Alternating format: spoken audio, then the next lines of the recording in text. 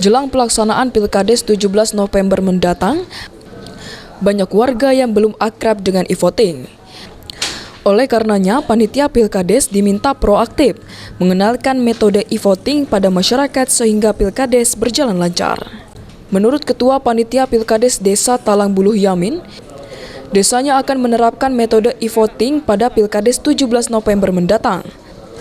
Setidaknya sebanyak 2.129 masyarakat yang menyalurkan aspirasinya untuk memilih kepala desa mereka dengan menggunakan alat khusus di satu TPS, yakni di halaman gedung olahraga depan kantor desa.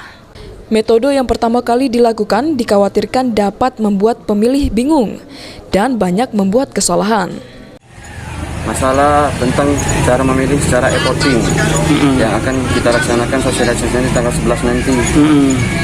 Jadi masyarakat masih awam dengan cara pemilihan kepala desa secara e-voting. Maka nanti di tanggal 11 kita akan sosialisasikan.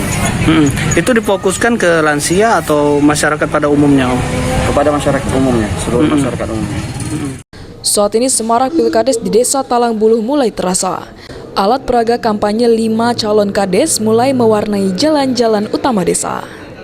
Sulaiman, PAL TV.